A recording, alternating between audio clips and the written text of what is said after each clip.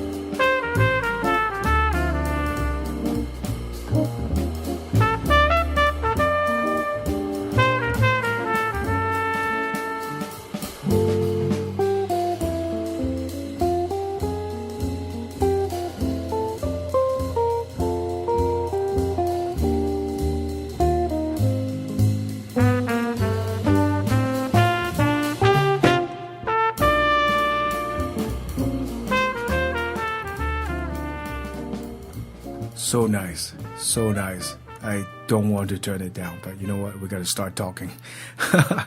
Once again, we have trumpet, jazz trumpet awesomeness, Kevin Woods with us today. This is actually a segment that we taped right after the first one that you heard probably in another edition of the show. And we, after we tape the first one, we sit around and talk more about music education and, the state of music education and how students are being taught today.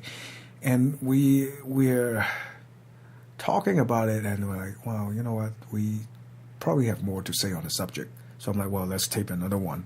Why not?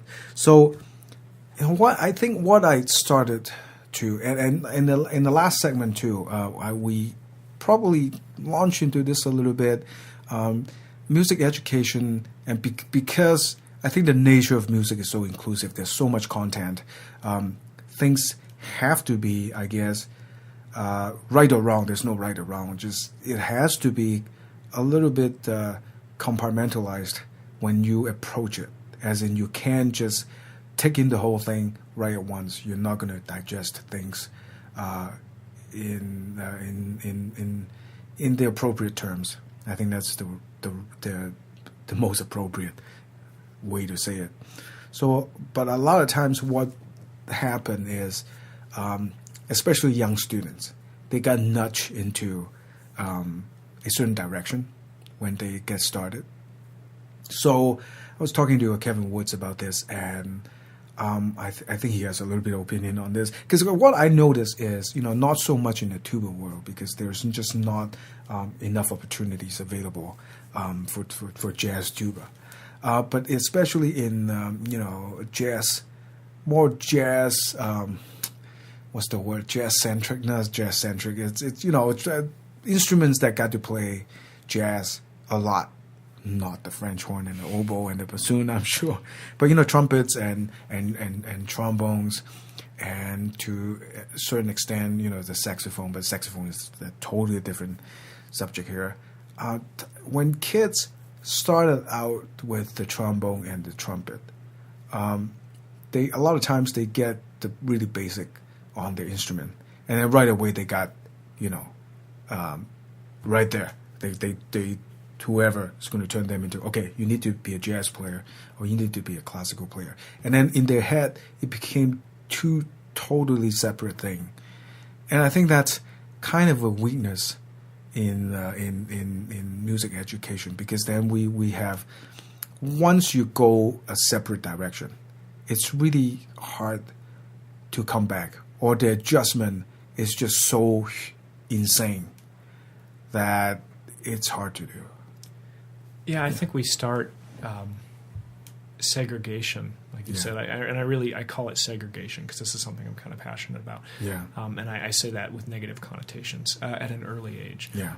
I don't feel, as you might have heard in the other segment, I'm coming from a classically trained background, although I'm primarily a jazz performer.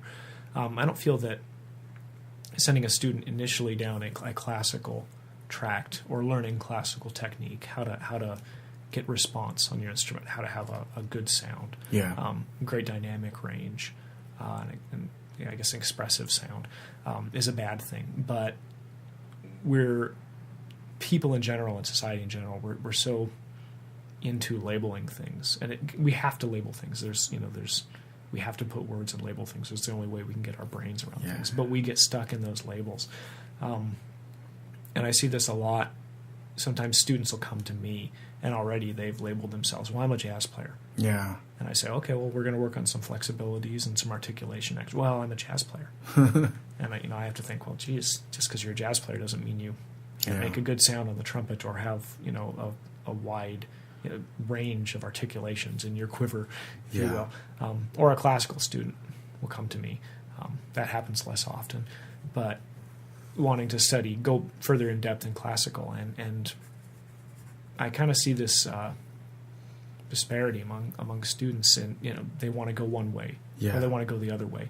Instead of being a musician, they think of themselves as a classical trumpet player, a classical musician, or a jazz musician. And I fell prey to that when I was younger, but now I consider myself a musician. I'm a musician, and I use the trumpet as my means of expression. It's just a piece of plumbing that I use to get my emotions out.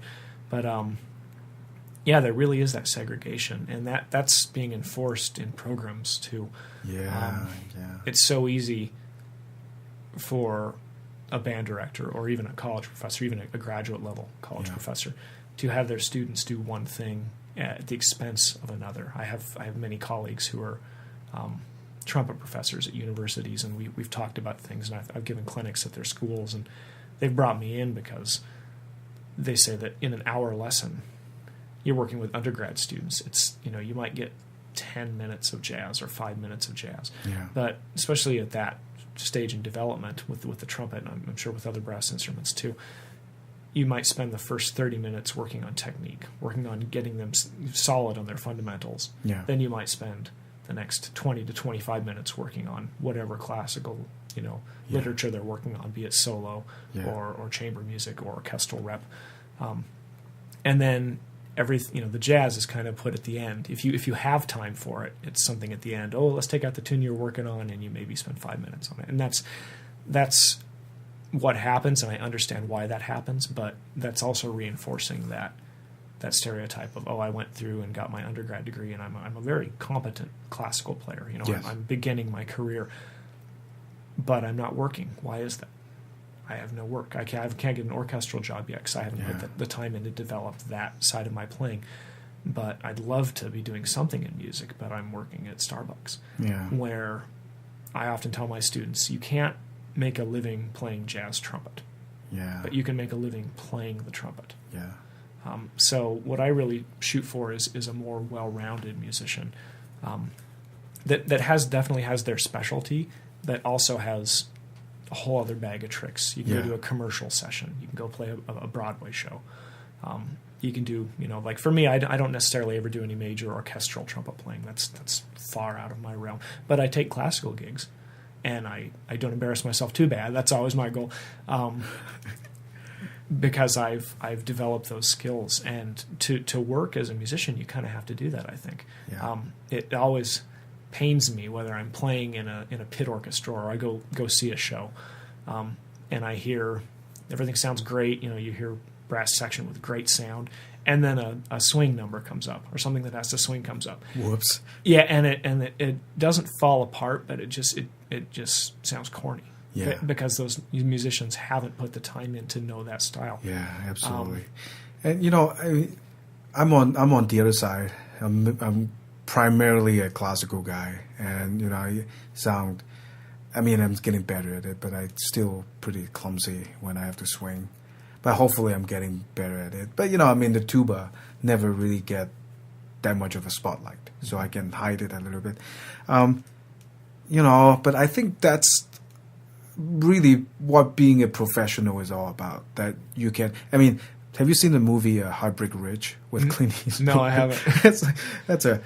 I don't know why I bring that up, but I remember it's one of these movies, like war movies, that Clint Eastwood was playing a Marine gunnery sergeant, and one of his thing that he say is, "You have depth, you improvise." I think being a musician, improvise is. I don't think it's the same context as improvising in jazz, but you know what I'm saying. I think being a professional is able to fit into, or work as hard as you can to fit into a certain situation, or whatever the situation calls for. I have heard. I'm not going to name any names at all, but sometimes I was sitting in a classical gig. And suddenly, when a trumpet solo comes out in a classical symphony, I hear a lead trumpet sound. I'm like, no,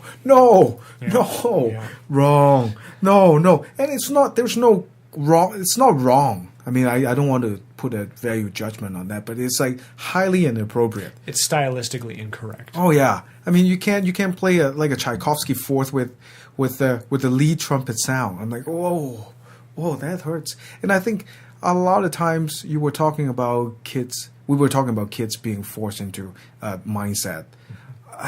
It's such an important thing to from the very beginning of their path, their journey, to not really give them any idea that one form of music is more superior than another form of music, because music is communication. It's how you talk. The language you use, or how you talk about, certain things, how you communicate that message to your audience. And, classical music, jazz music, I mean, even, yes, we are putting in words that in itself kind of segregate or compartmentalize the art form. Well, but I mean, how can we talk about it without words, right? Exactly. But once you do that, I have met so many great musicians, great players, but they seems to put a value judgment on the genres. This is better than that. I'm not going to touch that music because that's not my stuff is more superior to what that person is doing. I think that's so wrong. I think it comes from insecurity. It's really bred out of insecurity. Yeah. Most of the great musicians, whether they're orchestral musicians or jazz musicians or commercial musicians that I've talked to, that are really great, have a understanding and respect and most of and a love for all other styles of music. Good music is good music, whether it's pop or country or jazz or hip hop. I mean, it's orchestral music. Hip hop. Yeah, there's so much great music everywhere, and there's unfortunately a lot of bad music in all those genres too. But the really secure musicians tend to have an understanding and like I said, a love for all types of music. Yeah.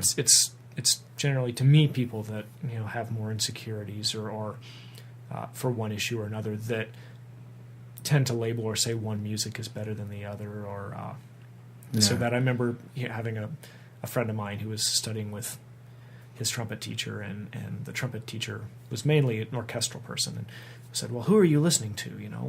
Who?" And he said, "Well, Miles Davis, Chet Baker, and Clifford Brown."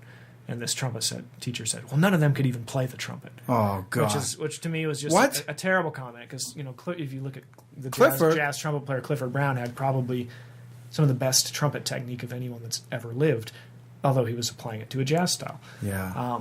So that kind of narrow-mindedness crops up a lot in music, and like I said, I think that's bred out of in one insecurity or another. That's awful. That is just an awful thing to say. Yep. You know, I mean, you listen to the Chops, Yeah. Clifford Brown. Yeah. I mean, Just he the died sound young, and but the articulation and Miles, even like the later Miles, you can argue that okay, his chops is kind of not what it used to be, but some of his early stuff. oh yeah, it's great, it's not all just over great the music, place. but great trumpet playing. Yeah, Even Chet Baker, who people think of sometimes as more of a, kind of a lazy on the trumpet, a very emotive musician and singer. But I've heard great early recordings of that quartet with Jerry Mulligan, where he's playing things that I think, wow, that's with such a beautiful sound. And, yeah. One of the things that I always struggle with is words. Really, is I mean because we are a lot of things we do are very verbal, and without words, we really can't. Or we have to learn how to communicate all over again. But some of the words really is words are labels by nature, and even just on an iPod that you pick a genre. Mm-hmm. You know, I mean, you pick this album is a jazz album, this album is a classical album, this label is a hip hop album. Even that, I think, yes, we do have to do that just to make the database people happy. You know, to so you can have search keywords. You know, to talk about like technology. But I am wondering, and we can certainly launch into that discussion later. But I'm wondering if that actually becomes, if kids growing up right now because of technology, they all they have with them all the time is the iPad or the iPod, and they look at that. I'm wondering that's before they actually have a better understanding of the art form. I'm wondering if that little thing, that little genre description is kind of hindering their thinking a little bit too. I think I agree. I think it totally does. It just reinforces what one music is and what one music isn't. I mean, take for instance on the last album that I recorded it in Sweden with Swedish musicians. But I'm from the West Coast and grew up in Washington. Did a lot of farm work in the summers. We have a lot of open space here. So one of the musical influences that goes into my music is like old country music, folk music. So I write a lot of folky music with old time country influences. Right.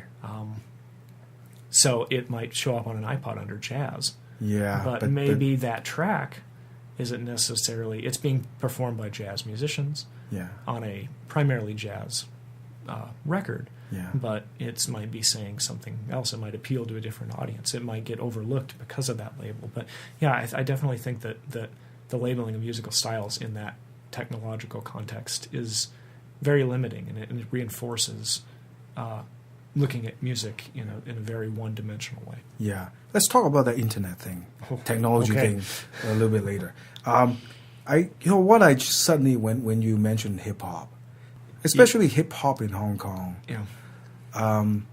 or in Asia, which is getting better because a lot of pop music over there. Well, then we open another can of worm. That why can't we? I mean, the struggle over there in pop music right now is, especially in Hong Kong, is nobody can write a good tune anymore. That's another bucket of worm there. But there are a lot of hip hop elements in the popular music over there. I'm going to speak in very general terms, in Asia, and there are a lot of hip hop elements in there. But still, there's somewhat a stigma in hip hop music that's black people. That's there's a lot of racism going on. I don't know where I'm going in with this, but when they talk about hip hop over there, that's not what black people do, and they talk about black people in very derogatory terms. So and I mean one of the thing I want to fight against as much as I can is to fight against this racist notion within music. Is what I'm saying is I always tell the students and I can reach, and especially those kids that are not familiar with certain genre within music, as in the kids in Hong Kong about hip hop. That this just happened that the people who started this art form are with a certain race, but there are messages in there that you can't identify with 100%, I don't think, because growing up in a suburban setting, middle-class suburban setting in Hong Kong is a little bit different from growing up in, New York City, in the really bad part of town. And, the sort of problems that you face and the sort of sorrow or the sort of anger that you can feel, it's not the same. But I guess it's because all music is a certain kind of communication, and there are things that you can get from that communication. Whether or not you can get 100% or not, that's not important. But you have to at least try to get what they're saying, to get the message, to get the story from. And if you shut the door right there and says, okay, this is like music that belongs to them, once you put a us and them thing there, and then you shut that door down, you're missing a big part of this. And I flat out would call them, you failed in that department, because you right away you put a value judgment in that music. And you even in the U.S., I think sometimes when I go around schools and talk about music, and then I told them, I played a tuba and I played different stuff on the tuba, imitate a cow on the tuba, that kind of stuff. And then I told them, my big thing is, you're young, and right now because of the internet and all the technology, there are a lot of stuff available to you. So you gotta listen to everything. And guess what? Yes, in certain genre of music, there are a lot of cuss words and bad stuff. But I think you're smart enough to screen out to understand what this is. And when I mention hip hop, sometimes I do get the look, and sometimes I get the look from teachers. What are you talking about? And I'm like, well, there are. But listen to some of the early. If some of the stuff is a little bit rough for kids, listen to some of the earlier hip hop, like Public Enemy. I mean, yes, they do use cuss words, but there are a lot of sociology in those. Yeah. And don't shut the door. I think that's what I'm getting at. Sorry, I'm launching that's going right back around to the musical segregation we were talking about before. Yeah. And so, I mean, even within classical music too, I'm not a big fan of the classical era. I'm not a big. Well, it's going to get me in trouble again. But I'm not a huge fan of. If I have a choice, I wouldn't do Mozart fast movements. Yeah. And sometimes I think I say that in the previous show, and then I sit down and think. I think that's one of the really wonderful thing about music, that nothing is absolute. And even the feeling you have or the emotional you're feeling when you're listening to a piece of music is not absolute. And before we do summer specials, we were talking about classical music is boring. And one of the personal example I gave is Sibelius Symphony No. 4.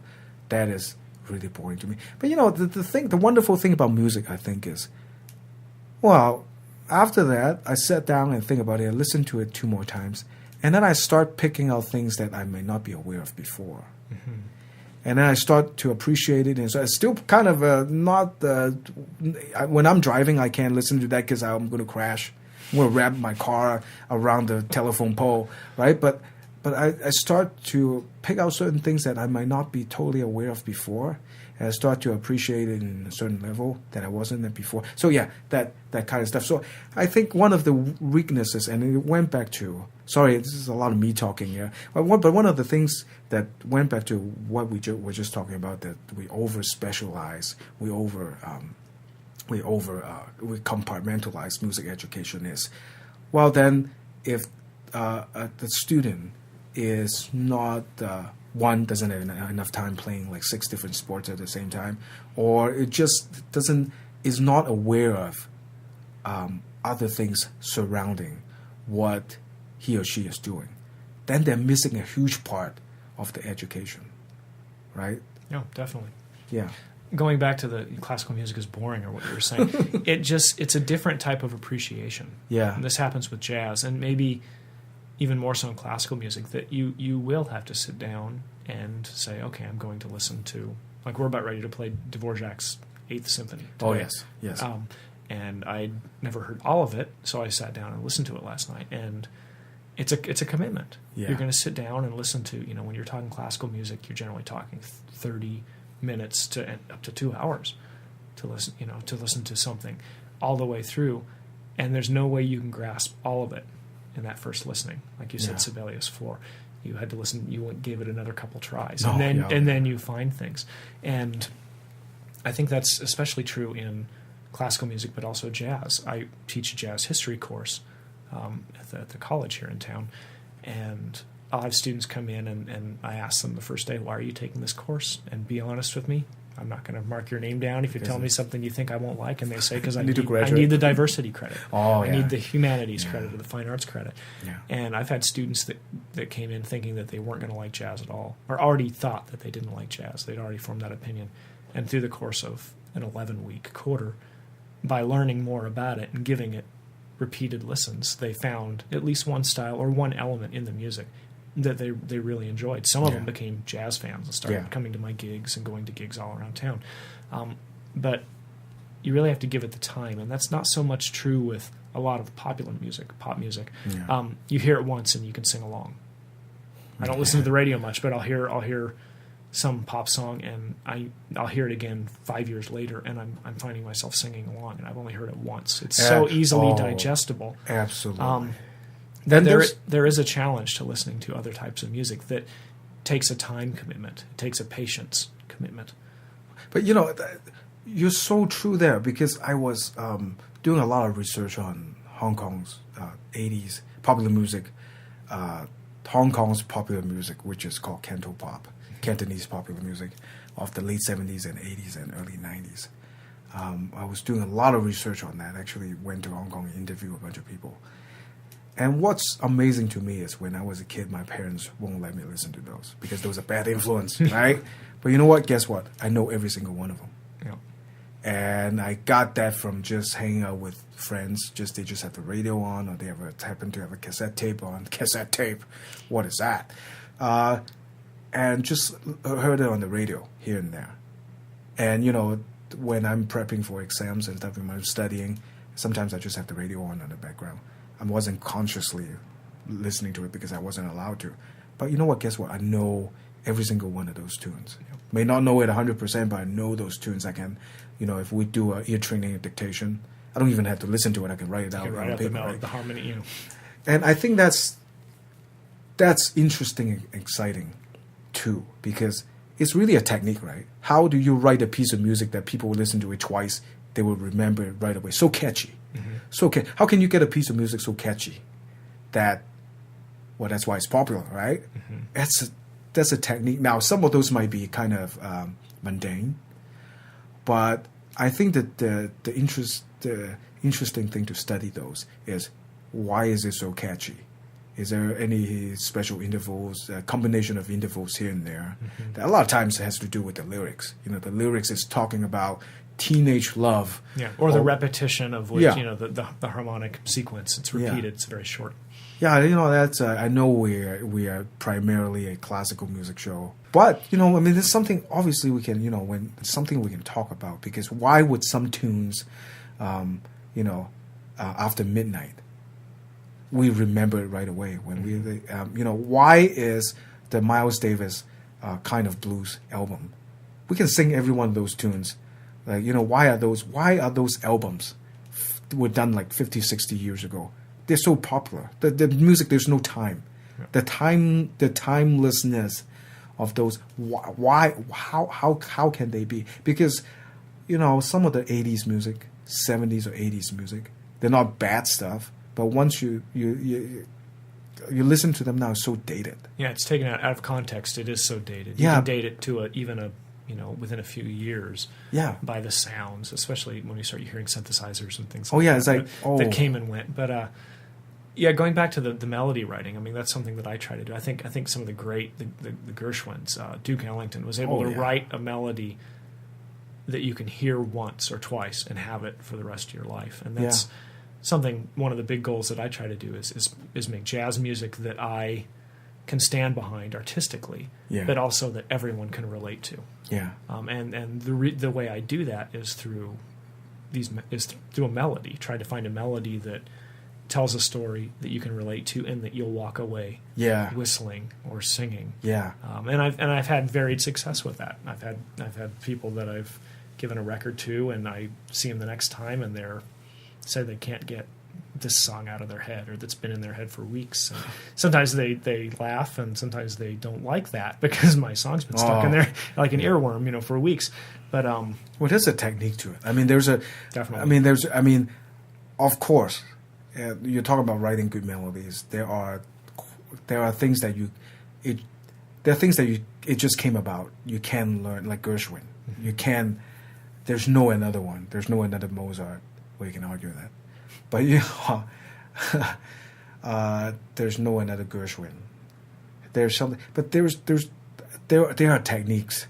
I guess what I'm getting is if we want to approach it in the music theory kind of angle, there is a reason why certain things worked, and there's a reason why a certain thing doesn't work. And I think a lot has to do with, music a lot of times is tension and release, how the tension is being set up, and where the release points. Are those release points satisfactory or satisfying? Mm-hmm. Or are they put in places that are like just no, after you listen to it, like it's just there's something stuck on your chest. It isn't working. I think there's definitely a technique to those. Well, let's spend more time on this later on this topic. But one thing I wanted to ask you about is yes, I'm sorry when we spend a lot of times like don't pigeonhole people, but primarily known as a jazz trumpet player. This is true. Sorry. Any instance that the classical trained musician come to you and says, "Hey, sorry, I want to learn more jazz techniques." Does that ever happen? Or it has happened, and oftentimes it's an adult who wants to work on their jazz playing, who's a great maybe orchestral trumpet player. Yeah. And I end up picking up things from them, and it's almost like a 2-part lesson where I learn, and I'm able to teach them about jazz, and I learn more about classical technique or something I didn't know about trumpet playing in general. But that does happen, and I'm always thrilled when it happens, because first it means that they're looking outside of their world, and they have their specialization, but they also want to be able to do other things, which I think is really the hallmark of somebody who's going to be a working musician, is the ability to do a bunch of things. I have numerous trumpet playing friends that are orchestral trumpet players that, like I said, working at Starbucks or doing this and that, because they haven't stepped out and learned any other bag. They have one trick in their bag. That does come up, and it's, like I said, it's always mutually beneficial, because I end up learning something. But I'll have younger students too that are coming from a classical background, and something about jazz has caught their attention, and they're feeling something about it, so they want to study that. And I've had success and no success with those type of students. I've had people pick things up really quickly, mostly because I think through listening, that like learning another language, they put the time in to listen to jazz music and hear how it's different from what they do. And then I've had students completely fail because they couldn't get out of the mindset that improvisation is difficult. It really isn't. As we spoke in the last interview, we improvise all the time. Every day, everything we do is an improvisation. We have a general outline. A conversation is an improvisation. The way we move from here to the kitchen is an improvisation. The way we drive. The way we drive. There's set variables like a harmonic progression, and within that, there's constants. Sorry, a raccoon. A raccoon can come up, and that could be your sharp 9 chord, and you have to know how to navigate that. But I have met young kids that I feel very sad for them, that they actually flat out tell me that jazz is no good. Yeah. I'm not going to learn jazz at all because I was told that is no good. Yeah. If I can sway them, I try my best to do that, but sometimes, it has to do with, what they were told by certain people. And I mean, there's no way I can or I want to fight that. So, but I'm just, why would you shut the door for a young kid on something wonderful like music? Why do you actually shut the door in front of them for something? Yeah. I get it from a trumpet standpoint Yeah. that it's. I've heard a lot of classical teachers not say that it's no good, but that they don't want their students playing jazz because they feel it's going to undermine their classical technique. But No, I have actually met kids that think jazz is, from a lower class, yeah. Well, which is unfortunate. Yeah, that's in this times that's ridiculous. Yeah.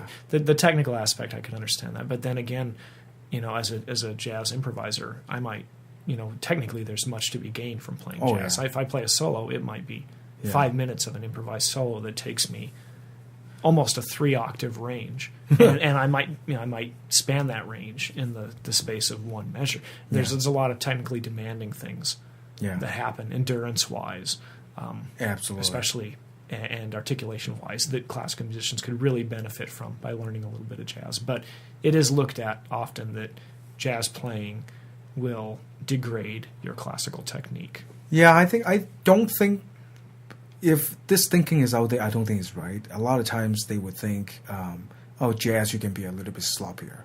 Yeah. That's not correct. I think sloppier as in a different mode of communication.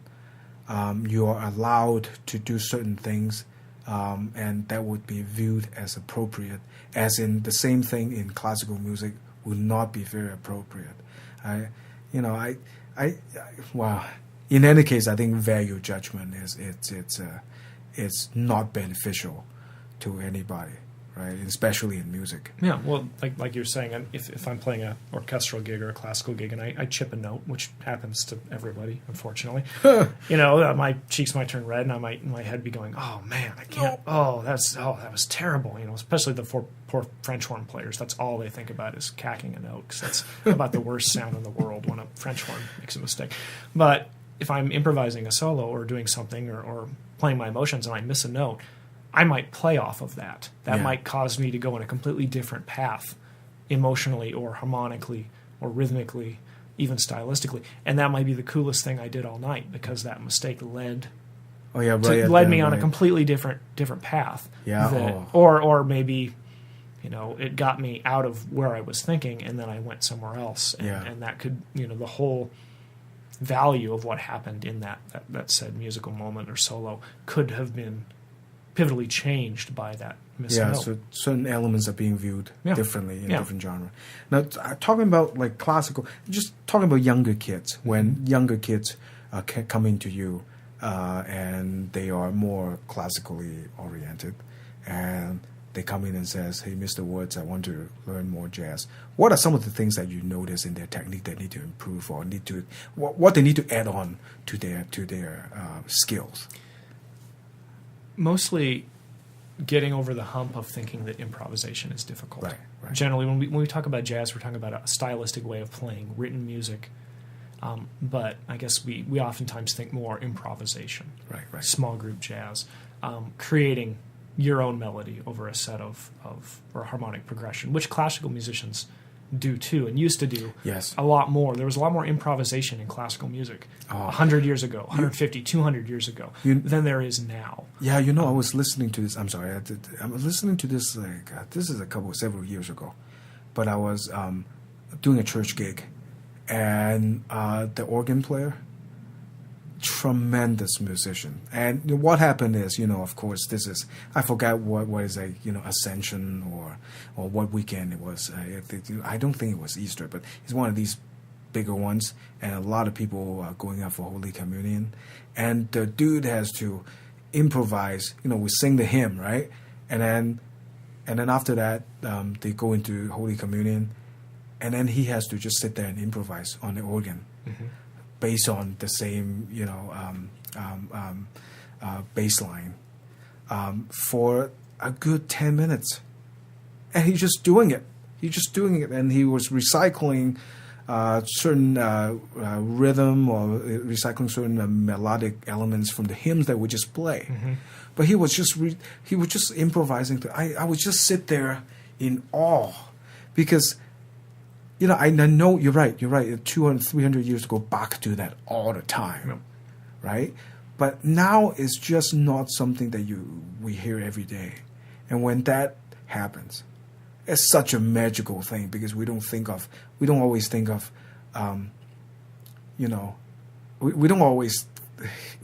get to hear that. And that's when that starts happening, we were like, whoa, what's going on there? And you're right, improvisation exists in terms of music, exists all over the place. Just that for some reason it just stopped happening. When because of education, because of Well, you get more teachers who are performing less. This is my theory anyway. Yeah. Who are afraid, and we'll go down from junior high to high school teachers, even elementary school teachers through college level. They didn't put the time in to learn anything about improvisation. Yeah. So they're already anxious when their high school jazz band, when one of the students has to, is supposed to play an improvised solo. Right. The teacher's anxious, which people pick up on other people's anxiety and emotions. Just we're amazing at picking up on what other people are thinking. So suddenly the students are anxious, and then the teacher says, "Okay, take a solo." And the student goes, "Well, I don't know how to do that," and the teacher can't generally offer any help, or has anxiety themselves about improvisation. So right off the bat, the student automatically assumes that improvisation is really difficult. Yeah. And then they have that mindset for they get that changed through a painstaking process of learning it or changing their paradigm on it, or they continue thinking that way and then they go become a performer. Yeah. Or even a parent or a band director or a music teacher, and then they give that same vibe to their students. So it's kind of a perpetuated cycle. Yeah, I certainly have to fight that. I mean, I am, it might be a strong word, but I'm kind of a victim of that because I wasn't taught at all that, I wasn't taught improvisation at all. And I wasn't taught, like you said, I wasn't taught to be comfortable with that. So, right now, and being a tuba player too, we don't really get to do a lot of that anyway. So now, when I'm playing gigs, and yes, nobody wanted, not a lot of people want to listen to jazz too, but sometimes when I do Dixieland gig, etc., there are places that I think I have to think really hard. I have to do a lot of hesitation before I get enough, courage to just blurb out like 2 measures of improvisation. Mm-hmm. I have to fight that because I'm just programmed into thinking that that's impossible. It's very difficult. You shouldn't be doing it. Yeah, and then you'll be shunned by everybody. But being a tuba player put me in a position that I don't have to do that. Mm-hmm. Then I don't think about it. Then, after a while, I think that's impossible to do because I just didn't do it because I don't have to do it. Yeah, kind of a vicious cycle. So even the terminology. This is an experience for myself. I remember playing in Dixieland combo in 8th grade. Yeah, and we were doing a rehearsal, and we were learning the melody of the tune. I think it was "Won't You Come Home, Bill Bailey" or something like Wolverine Blues, something like that. Yeah, exactly. And I could play the melody in a jazz style because I'd listened a lot. And the teacher said, "Okay, trumpet solo," and I said, "Well, what do you mean?" He goes, "Well, improvise," and I'd never heard the word improvise. And I was at a loss. And if he had said, "Create your own melody over the harmonic progression, play what you hear," I'd have no problem. So I wouldn't have missed a step, and I would have started playing something that probably largely derived from the melody I already knew for the song. But I would have been improvising. But because when he said improvise or solo, and I had no context of what those words meant, I froze. So I can understand why people freeze up when they're asked to do something. Yeah, it's sometimes it's just, it's something that we used to do, we don't get to do, or we just don't have to do. Or we don't have the opportunity to do that often. Yeah. So hey, Kevin Woods, thank you. I have to say Kevin Woods because it's very confusing. Kevin. But thanks again for coming in, and please come back, sir. Definitely. Please come back. Thanks again.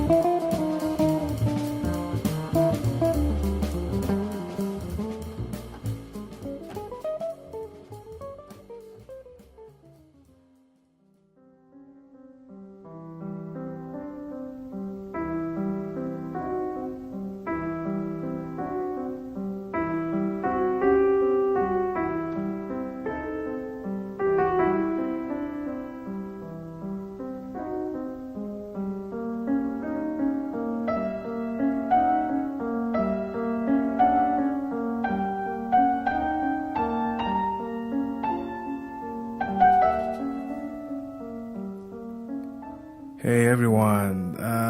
As we are taping this, we are now in the September of 2012, and fall is in the air. So kids are going back to school, and there are certain things that happen when school starts musically. You know, band directors are getting their kids together. They probably have a bunch of stuff went on already. In summer, they have their marching band camps, and they have to have their kids pick up rental instruments, etc., etc.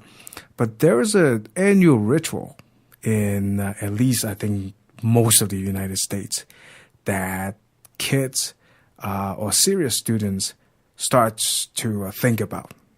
Every year there's around the beginning of the year, I think there's a huge competition within some of the school districts, and a lot of kids when they are taking private lessons, etc., they start to think about what they're going to do for that competition. So I am also a private teacher, so I have been through that with my kids. But I am thinking about, well, today I should have bring in somebody to talk to us about it too. And we're going to have one of our favorite panelists coming back to the show today, Wendy Lee. I'm gonna have her not wear her Northwest Mahler Festival hat today, and just talk as a teacher and a private teacher about prepping kids for competition, and prepping so many aspects of around the kids that needs to be prepare them into doing this competition thing. Hey, Wendy. Hi, Kevin. How you doing? Hey, we are back. So so right now, school just started, and a lot of times kids start trying to gather their thoughts about. Get home base. Yeah.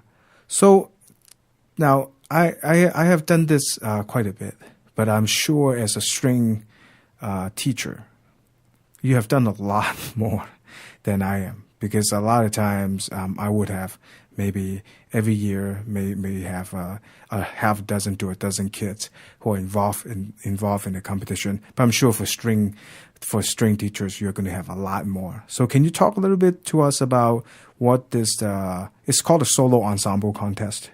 Solo and ensemble. Well, first of all, for both the students and the parents, you have to explain what solo and ensemble is. What solo and ensemble is, it means that you are you have a piece of music that you prepare, usually a published work, right, and you prepare to perform it in front of an adjudicator.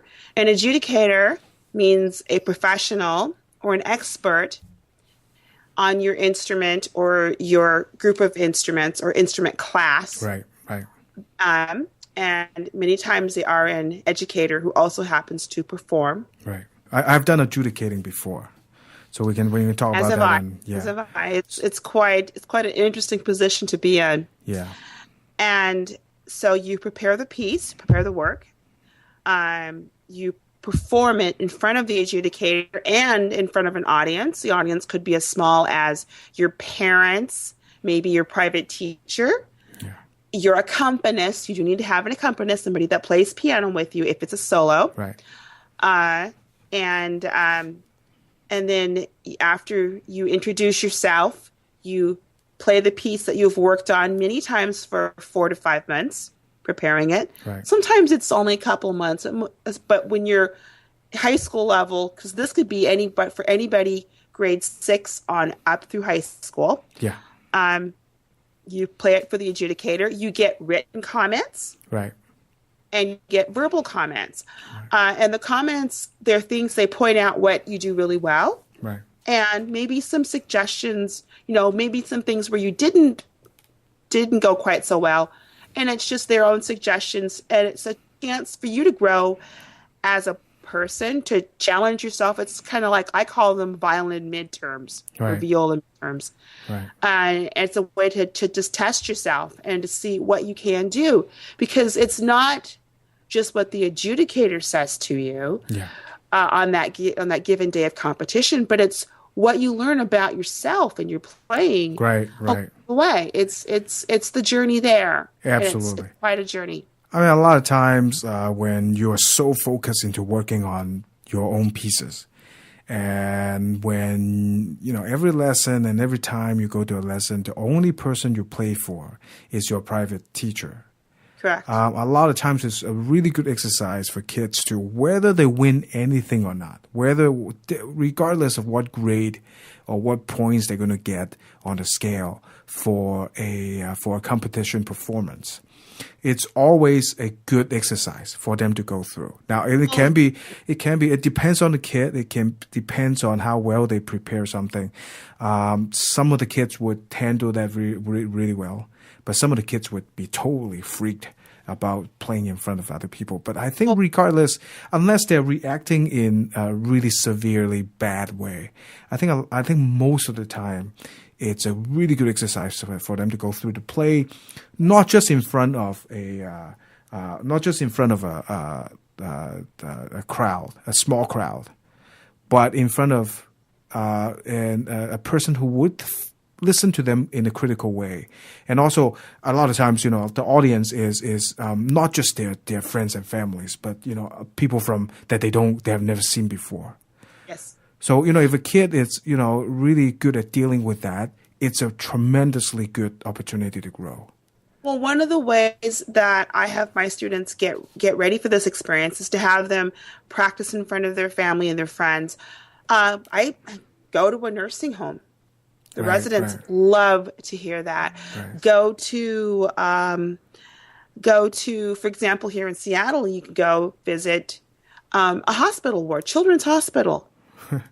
Take the music to them. I've had my students play in the maternity ward at Overlake Hospital. Right. We have been in so many new parent videos where they come out. We play on the floor and on the different floors, and the parents come out, the dad come out with the camcorder and record.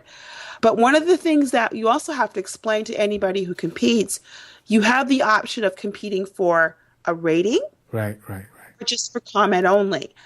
And if you go for a rating, it's generally, there are 5 ratings. There's a 1, which is superior, a 2, which is excellent, a 3, which is good, 4 is average, 5 is poor. There is such a thing as an RTR, which is refuse to rate. Or as there's always the MBA you could work on. Yeah.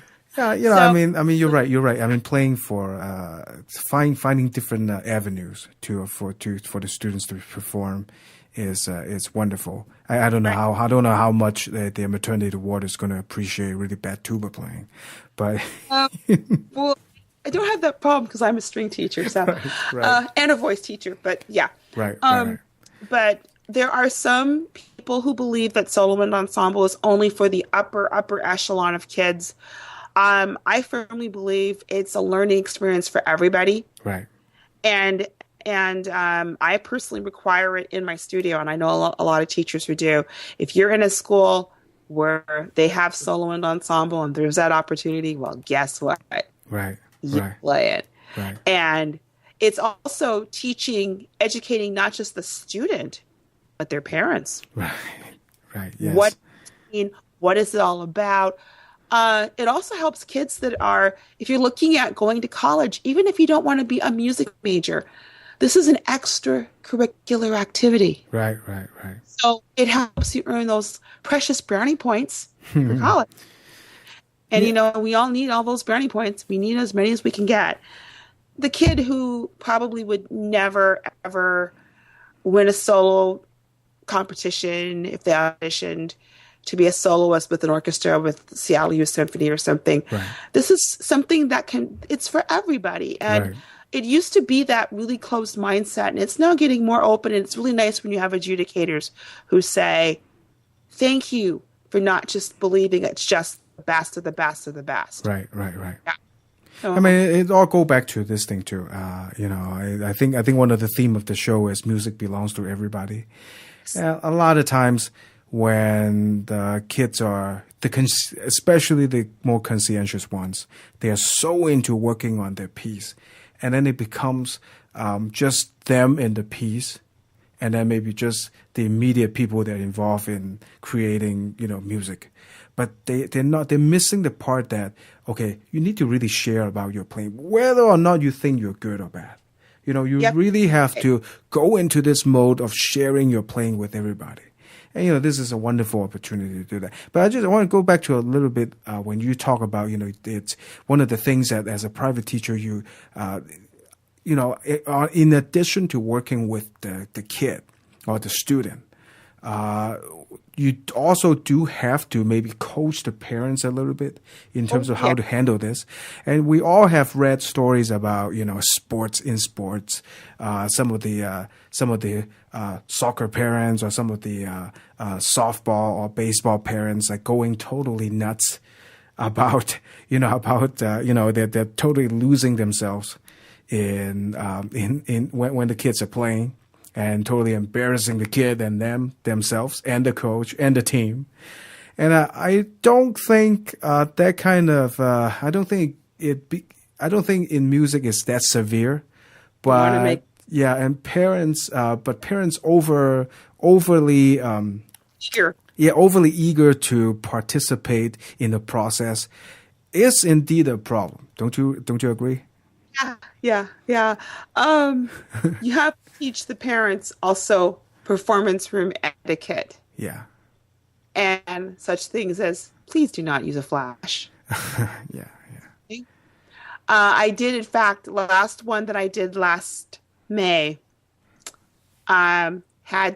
student was in the middle of a piece, their first time in competition, and mom took out the flash camera. And I had talked to mom about this. I really nicely suggested. The nice suggestion became a hand on her hand where I actually did take the camera out of mom's hands because it was starting to break her daughter's concentration. And I'm sorry, I'm very protective of them when they're, especially in this environment. It doesn't take much to throw them off. So yeah, some adjudicators do remind the crowd what sort of what appropriate behavior should be. Yeah. But well, you want to. One of the things I do for my students, like because they're string players, we set them up so their F holes are facing the adjudicator. Right. So that means for a violinist or a violist, you're not looking directly at the adjudicator, which kind of helps with the nerves. But if you have a parent that wants to video, I like such things as you don't want to get in the child's sight lines. Right. Be a distraction. Absolutely. You also, if they're high school level, and one of the things about high school level is you can, if you're deemed one of the best, qualify for state finals. We didn't mention that part. Yeah, that's right. And you don't want to be accused of coaching, because I've seen that happen where the parent actually was kind of coaching the kid through performance. Okay. You never want to do that. You want to make sure, yes, I understand you want to capture the moment, you want to remember, but you want to make sure that you encourage the parents to do it in a way that's not going to be a distraction to their son or daughter. Talk a little bit about that. When they do earn a grade most of the time at the competition, and when you win, I believe is if you're placed the top 3, you go to a higher level competition within the state. Is that correct? You can qualify to be considered to go to the state finals, higher level, which means basically you're going to do it all over again. But instead of having one adjudicator where you get a score, you have 3. Right. And you're going on a scale basically of 0 to 100. Wow. Okay. And so it's your aggregate score from all 3 judges that determines who gets first, who gets second, yada, yada, yada. The heat is on a little bit. The heat is on. You should be in some of the string warm-up rooms. The heat is definitely on. Yeah. And you also want to, when you're a teacher, teach that student how to deal with that kind of pressure, how to focus within themselves, how to, realize that yes, it's a competition, but really what you're competing against, whether you're a 6th grader or a 12th grader, is the best that you can do on one given day in one given circumstance. And it's also one person, or in the case of state finals, 3 people's opinion of how you did on that given day. It's not the end of the world, but it's a journey on their lives as musicians and as people. Yeah. It's just a part of that journey. Now, one thing we didn't talk about was, we talk about how to present yourself. For the students, that means how to introduce yourself. You have to practice how to do public speaking. Right. Kids can be a big deal, especially if English is not their primary language. Right. I, as a private teacher, have had students from countries, from Taiwan, mainland China, Russia, Ukraine, Romania, Indonesia. It helps to try to learn to speak a few words, because you'd be surprised, no matter how good their English is, it goes completely out of their minds if they're nervous. Right. Adjudicators talking, and I'm noticing that glassy stare in the eyes, and you can see that's not connected.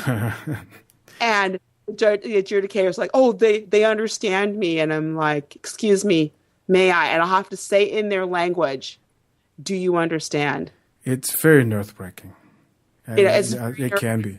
And it really pays if you have taken the time to get to know your student and kind of what habits they have when they're getting ready for, say, a chair placement at school, for auditions for seating at school, or just pay attention to how they react to different things.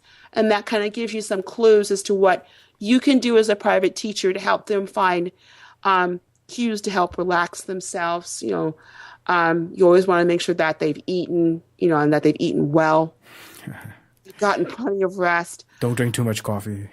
No coffee.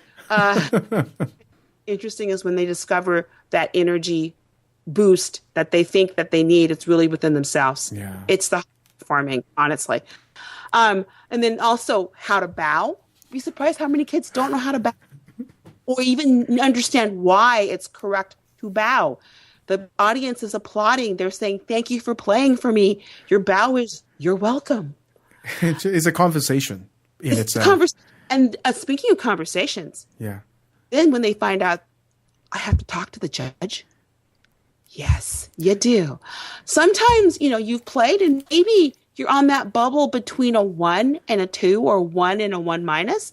The way that you respond and interact with that adjudicator can take that score up or sink it. How to dress, what not to wear. There's now a performance dress code in my studio. Right. And forgetting your contacts and not having your hair. Just all these little things that you think are common sense. Yeah. That I know as a female instructor, I think to go over this with my ladies. Right. Things that to me are common sense, but it helps them so that they put their best foot forward. And then how to deal with, you got to find that accompanist. If you're playing that's accompanied, it must have an accompanist.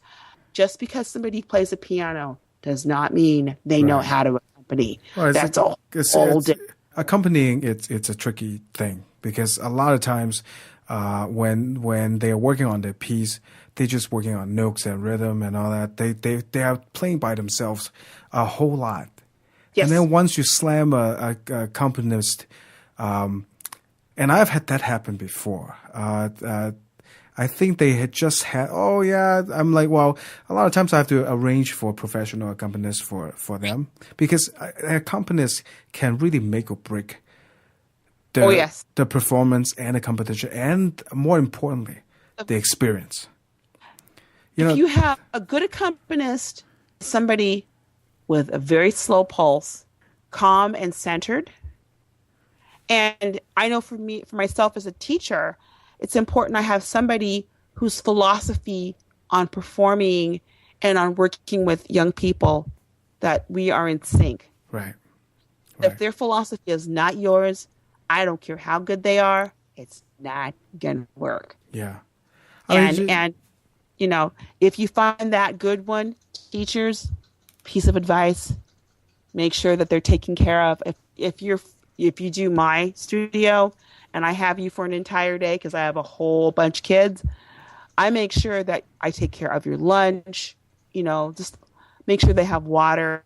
I treat them like I do if I'm doing a concert and I have a conductor or a soloist, because they are so valuable. Yeah. You can't put a price tag on them.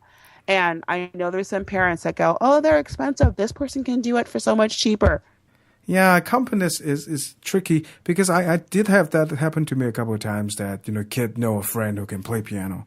So it's like, okay, well, but and then you have to be kind enough to not tell the other kid that, I'm sorry, you're just not that great. And you're going to wreck the whole performance.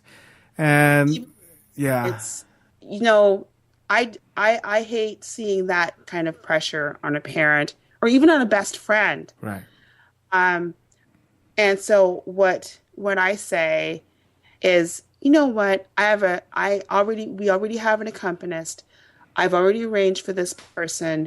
They're very, very good. They've played at state level. Why don't you sit back and be mom for the day, especially if the mom is a musician, because they hardly ever get to be just a parent. Right. Or if it's a teacher, you can relax for 10 minutes. Right. You don't have to worry about this one. Or a best friend. You know what? The best way that you can help your friend is to be there when they play. Right. So I try to find the nice way to get around. It's delicate balance of everything. Balance. It is. And then, as you know, after they play, even though they're waiting to talk to the judge and interact with them, the first thing they do is they look at you and they want to see the smile on your face. The approval. The thumbs up. And it's very hard because as a teacher, I go when I personally want to be there. But you have to be that even keel. Like I said, you have to know how to motivate them, but not overstimulate them. And right. It's just, and just many times all they want from you is that smile. Right. And it's always that sense of pride when they finish. And then you have to wait for the scores to be posted. And then, then there's the debrief after it all happens. So. Right.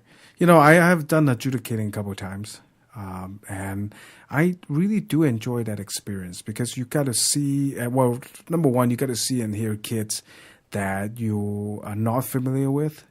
Yes. So there are a lot of times, even if, it's when you are also a private teacher, a lot of times it kind of sharpens your skill. When you're plunging into an environment that you're not familiar with, as in this case, you're seeing kids or students that you have never seen before, and you have here playing, or you have seen problems that you might not have seen before. A lot of times, what you need to do in that, I think every kid has maybe 15 to 20 minutes or something. A lot of times. No, it is middle school. Actually, now they're making them all 10 minutes. Oh yeah. So you have to right away now. Yeah. You have to have a double time slot. Right. Double entry fee, but yeah. Yeah, and a lot of times, say you have 10 to 15 minutes, and kids will play for 5 to 7 minutes. So the rest of the time slot really is a mini master class, or it's a quick private lesson. Yes. And what I really enjoy doing really is to, one, hopefully I can help the student, and the other thing that for me, is it's a way to train myself to think quick in terms of, yes, writing down things quick and listening and reacting, as in writing down the comments as quickly as possible. And right when they are playing, within that 5 to 7 minutes, you think of what you can tell them in the next 5 to 10 minutes that will hopefully help them. You have to, in your head, you have to think about, okay, I listened to this, say one student is really good in everything else except the musicality is really missing here. Mm-hmm. And then you talk to them about it. Or this kid, for brass players, this kid, everything is good, the air is moving great, except the tonguing is really sloppy. So you want to you right away you want a quick way. You want to frame a quick way to tell them what you want to tell them in that 5 to 7 minutes. And it's you also make sure that you find something that they're doing well. yeah. Oh yeah, sometimes that's a skill. Something positive. Make a couple of suggestions. You might even have a chance to work with them, Right. A little bit, and also end with something positive. Right. So they feel like, wow, I just did this, but I learned how to do tonguing in a new way. I learned how to make my tonguing more crisp and precise. Right. Where it needed to be. I learned to make clean articulations. And that's true whether you're a brass player, Yeah. you're a singer, or you're a string player. Right. Or a woodwind player. Yeah. There's and then you have to sometimes you have to get really creative about it. I remember there was one time I was adjudicating, and these two kids has a trumpet duet, I believe, at the end of right before lunch. So, and then they came in and tell me, oh, you know what? We signed up, but we actually hasn't prepared that well. Can we not play? And I'm like, no. So what happened is, and because this is before lunch, and since they didn't tell their friends about they're going to perform, nobody was there. So I end up basically coaching them through the piece they were supposed to do, and then I have them sit. Usually the setup is there is a piano and there's the performance in front, kind of an imaginary stage, because a lot of times these things happen in classrooms, and the adjudicators sit in the middle of the room, and they're like the parents or the crowd will sit around the adjudicator. But I have these two kids like sit right in front of me, and I have them play the piece they're supposed to do, and basically coach them for 20 minutes.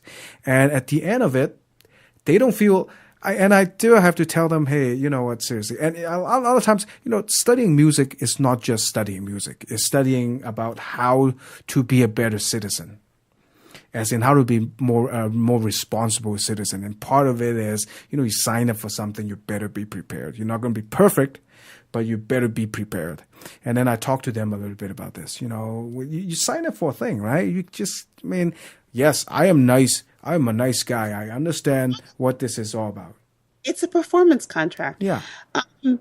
I tell my students, I said, what score you get, that's the icing on the cake. Right. But that does not make the cake. I said, what it is if you know in your heart you gave it everything you could and you tried your best, you have nothing to feel guilty about or nothing to feel bad about. Right. And I say that for my students, whether it's solo and ensemble or any other competition or even doing an audition. It's not what you do, not just what you do the week or two right before or even a month before. It's a culmination of the work you have done or not done. Right. Given time period. And I have to hammer this little thing I have to hammer into my students a lot of times. Like, nobody is intentionally want you to screw up. Exactly. Does that make sense? Because, hey, we all know what this is all about, and your parents know what this is all about. So they all, nobody's looking for you screwing up. So don't worry about it. Just play your hearts out. It will be there. The whole point about music, and I think we've said this on other shows, we talk about seeing a live performance versus watching a video or listening to a CD or an MP3, MP4. Right. It's the interaction with the audience. Right. And one of the things you want to try to do as a private teacher or as a school teacher, if you're coaching an ensemble, and by the way, an ensemble is when two or more people are playing a piece together. That's right. An ensemble. It could be a duo, a trio, quartet, etc. And in solo and ensemble, it can be as small as 2 people. It can be as large as, I believe, 16, I think now is the max for state. I think. Wow. I could be, they keep changing the rules. What, 16? It's 16. There's a Haydn orchestra right there. Pretty close. Close. But but you just you try to help them share, communicate. Like you try to teach them, okay, whose part is more important, which part should be dominant, which part should be supportive, Right. why. If the phrase is going up, so should we get louder? Should we get quieter? Should we just play it the same? There's all these little things that they learn, and you hopefully get across to the students that it's not just on this particular piece, but in general, whenever you're playing music, Right. you're helping them learn how to problem solve. Right. A lot of times, I mean, we can totally derive a show on just that, like coaching ensemble works. But a lot of times you do have to deal with certain aftermath, and you do have, and I think it happens. It may be a bad thing for me to say, but whatever. I mean, I think for string teachers, you might have to deal with this a little bit more because a lot. Shall I say, string kids a lot of times are more serious about their craft. Not to say that, brass kids don't care, but, statistically speaking, I think, right? There tend to be a whole flock of us. Yes. So that the internal drive to be better, it's more intense. We can get there. Yeah. Yeah. I remember one year, one of my students was doing first movement La Lo Symphonie Espagnole. Right. A popular string piece. And he had been to state finals a couple times. And we purposely made his piece a TBA because we didn't want to let the cat out of the bag. And sure enough, we finally had to announce it. Got to the point where we had to say what it was he was doing. All of a sudden, there was another kid who was his chief competitor, same region, different high school, doing the thing. So here we are at Solo Wind Ensemble, and I always tell my kids, find a corner. I don't care what's going on in the room. Just ignore it. Focus on yourself. Just keep your mind on what it is you're doing, and you're going to hear all kinds of. You name the trick, you're going to hear it. You name the run, you're going to hear it. Because it's called trying to psych out your competition instead of realizing your competition really is yourself. So, the young man who was playing the same piece as my student kept trying to get close to my student, was playing really, really loud. And my student had blinders on and he was doing his thing. And it finally got to the point where I had to stand between my student and this other young man and turn to this kid and say, "May I help you?" Because he was getting so close. And he was trying to unnerve my student. And so I had my student, his name, it was Andy. Andy, go over there. And I had his parents stand between himself and anybody else. I had a little chit-chat with this young man who was trying to unnerve my student. Well, he took it to a whole nother level. Yeah. When it was time for the student to go play, and you generally go down to the room. Some schools have you in the room 30 minutes before. I try to have you in there. It depends on how nervous they are. If they're the kind that's pretty centered and very confident, but not cocky, I'll let them go in there a little early if they want to. If they're the kind that really have a hard time, that I kind of keep them outside the door and I'm, giving them pep talks and just making sure that they're okay. And so we got in the room, and this other young man who's playing the same piece comes in and trying to really rattle my student. And my student was so focused. And he played his piece, and he listened to some of the comments he got from the adjudicator. Well, because he was determined he was going to beat Andy. Well, it kind of backfired on this young man. Andy got a 1 on his version of Symphonie Espagnole. The other young man didn't do so good. He let all the his efforts to distract Andy. It interfered with his own preparation, and he did not play so well. Yeah, just put it that way, Kevin. Yeah, I mean, there's so much you have to deal with. It's just you're multitasking constantly, and you're dealing with nervous moms, you're dealing with nervous students. And I'll tell you, you take all that energy and you've got to be that calm, solid, center, grounded rock. I will tell you, I finished solo and ensemble season and I am exhausted. You celebrate the first one because you're excited because the season's starting, and you thank God for the last one when it's done. Because it's like you are literally emotionally wiped out. Yeah. But you know what? You know what? Watching those kids grow, watching those kids learn, watching them on their journey, watching them learn what new things they can do, whether they're your average kid. I've had kids that have Asperger's syndrome, which is a form of autism, perform. Right. I've had students with ADHD to the nth degree amaze you with their concentration. Right. Watching them grow, it's a journey like no other. And it's just, it's so much fun. And I feel honored to say that I get to experience this with these kids in my private studio and with the kids that I work with in school as well every year. It's a lot of fun. Yeah. It's a lot of fun.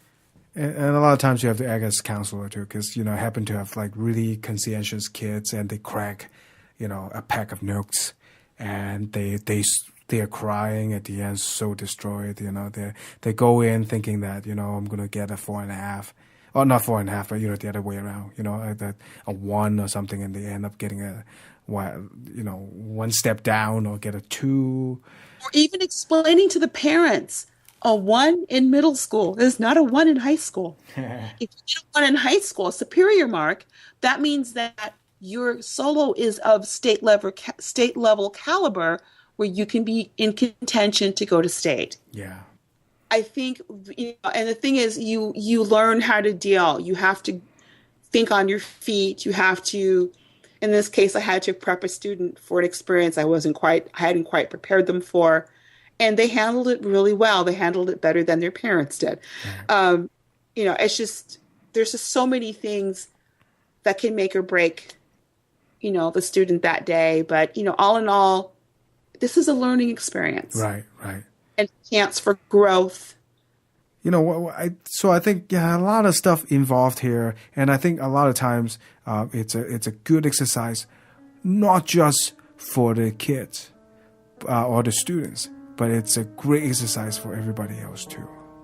So, and as a private teacher, I think a lot of times it's good to sharpen your own skills too at this. So, hey, thanks again for being with us again, Wendy. My pleasure. Please, being with you again. Please come back, and we're going to talk about some other stuff next time. Okay. Thanks bye. again. Talk to you later.